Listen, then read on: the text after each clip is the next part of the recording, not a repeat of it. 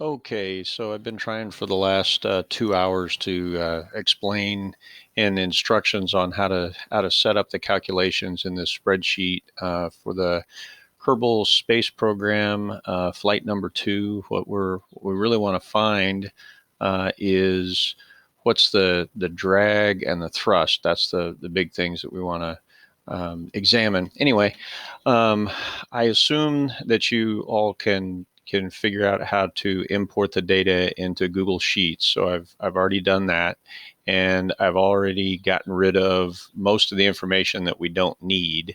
And really, the first 25 seconds of mission elapsed time is all we're really interested in. I think if you look at the acceleration here, which is this column right here, if you look at the acceleration, once you get down here to 27 seconds, the acceleration drops off precipitously because the motor starts to burn out. So we're really only interested in, or the engine starts to run out of fuel. So we're really only interested in about the first 25 seconds. So that's this part right here. Um, I've added the 3 columns here to the right. If you look at the instructions, it says we want to find the drag constant of the rocket. This is number 7 where I'm reading right now. It says find the drag constant for the rocket. It's a combination of the drag coefficient, CD, and the area, A, which is the surface area of the rocket facing in the direction of flight. And for simplicity's sake, we're going to say that that area doesn't change because the rocket is flying essentially straight up without much variation. So it says to the right of the dynamic pressure column, which is this one right here, I've inserted 3 columns, and I labeled one of them CDA, which would be the drag coefficient times the area. One of them is labeled D for drag, which is in newtons, and then the third column out here is the thrust.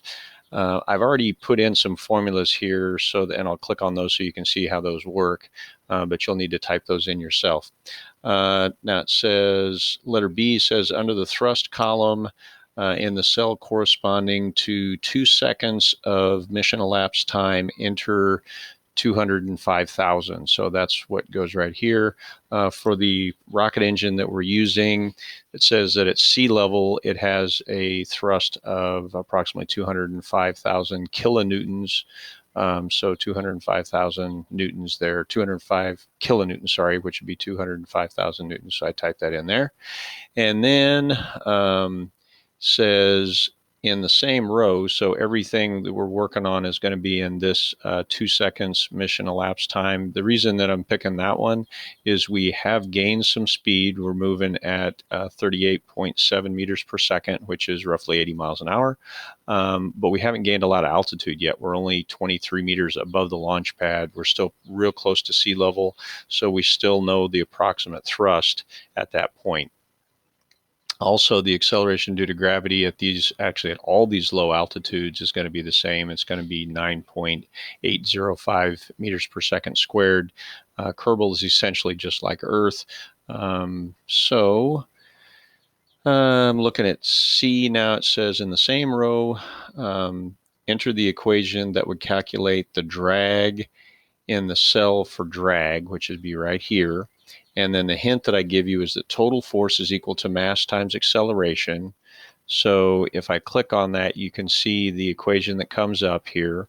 So the thrust minus the total force, which is right here, and the total force is going to be the mass of the rocket. Remember, the mass of my rocket is changing because we're burning fuel, so that's the mass at that time, times the acceleration at that time, which is right here, which is cell reference G15, minus the weight. Now, the weight is going to be the mass of the rocket there times the acceleration due to gravity near Kerbal surface, which is 9.805 meters per second squared. You put all that in, and it calculates the drag at 2 seconds mission elapsed time is only 141 newtons. Not a whole lot, but it's just the amount of air resistance we have acting on us. Says once we've done that, we go to part D. Now we can calculate the CDA, or the drag coefficient times the area by dividing the drag here by the Q, which is my dynamic pressure times CDA. If you remember back when we studied um, the forces on an airplane, said that drag was equal to the drag coefficient times the dynamic pressure times the area, or drag is equal to CD times the area times Q. So if we just take the drag divided by Q, that's going to give us CDA.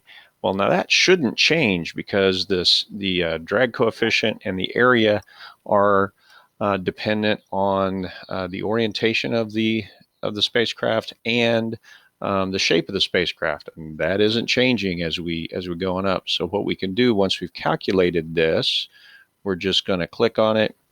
We're going to right click on it. We're going to copy, and then we're going to drag all the way down here as far as we want to go to there. And then I'm going to right click again, and I want to do a special paste because the only thing I want to put in is the values. So there's my CDA for everything.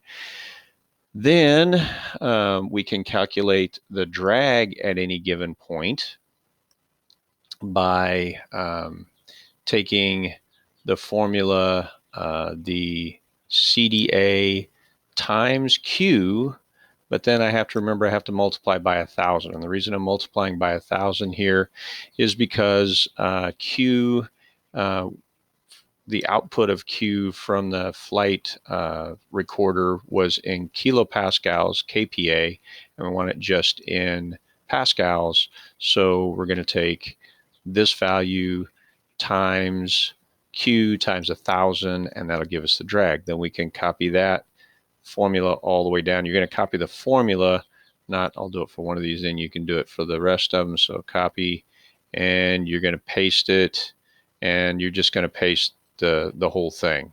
So notice that my drag here at 38.7 meters per second is only 141 meters, or 141 newtons rather, where when I get up to 78, I'm going twice as fast, and I don't have twice the drag, but I have over 4 times as much drag. And when we're moving at my speed here roughly doubles, and notice the drag is continuing to go up.